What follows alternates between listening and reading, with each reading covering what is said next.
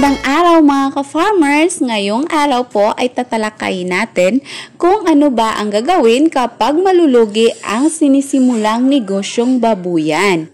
Tunghayan niyo po hanggang sa dulo ang video ito mga ka-farmers para magkakaroon po kayo ng ideya kung sakaling merong mangyayaring masama sa iyong negosyo.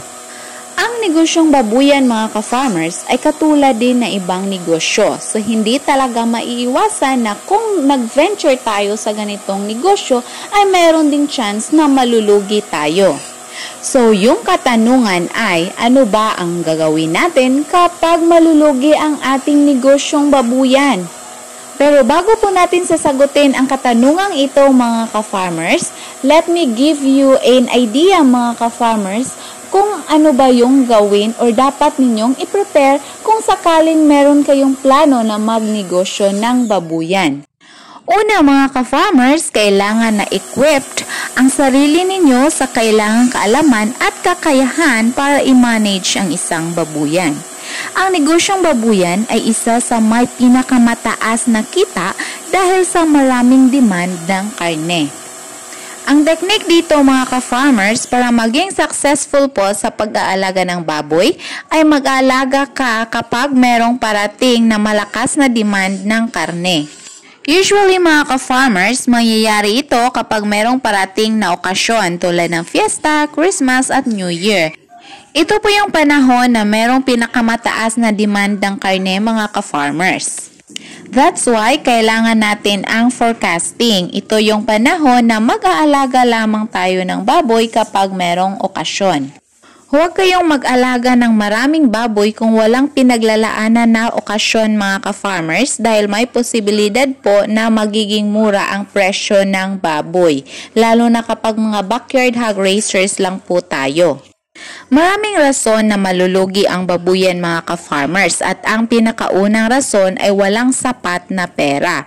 Kaya kung gusto mong magbabuyan at wala kang sapat na pera, dapat samahan mo ng mga diskarte lalo na sa ipakain sa inyong mga baboy. Sa simula lang po yan mahirap mga ka-farmers. At kung meron ka namang puhunan mga ka-farmers, dapat i-manage nyo po ng maigi ang paglabas at pagpasok ng inyong pera. Dapat ilista po ang expenses natin tulad ng presyo ng biik, feeds, medicines and vitamins at miscellaneous expenses. Dito sa miscellaneous expenses mga ka-farmers, papasok ang gastos natin sa electricity, water at caretaker.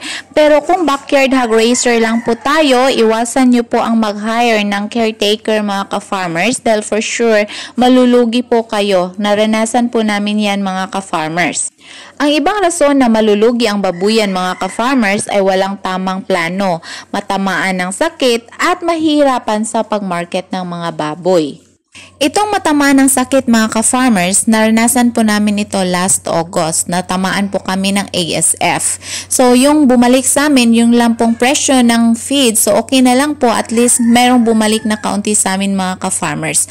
In short, nalugi po kami that time mga ka-farmers. Pero yung tanong, paano ba kami nakabalik after 1 month?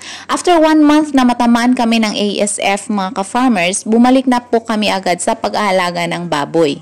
Yung mindset kasi namin mga ka-farmers, tuwing may papasok na pera sa babuyan namin, ito yung galing sa pagbenta ng baboy, meron po kaming nilalagay na pang-emergency tulad ng malulugi kami para anytime pwede namin yung makuha at makapagpatuloy kami sa negosyo. Hindi po kami takot na malulugi mga ka-farmers dahil accepted po namin yan na kasama yan sa pagninegosyo. Kahit na anong negosyo pa po yung pasukin natin mga ka-farmers, meron po talagang time na malulugi tayo. Kapag naninegosyo, iwasan po natin na maging one day millionaire mga ka-farmers. Okay lang na gumastos pero dapat sa tamang paggagastusan lang po para hindi ka magsisisi kapag naubos na ang pera mo. Always remember mga ka-farmers na ang pig farm can be challenging and rewarding venture but it requires careful planning, knowledge, and financial management to succeed. Kaya para ma-overcome natin ang mga rason na malulugi ang babuyan mga ka-farmers, kailangan nating mga pig farmers na magbasa at manood ng videos tulad nito para magkaroon ng tamang plano at magkaroon ng kaalaman sa pagpapatakbo ng babuyan at magkaroon ng mataas na kita.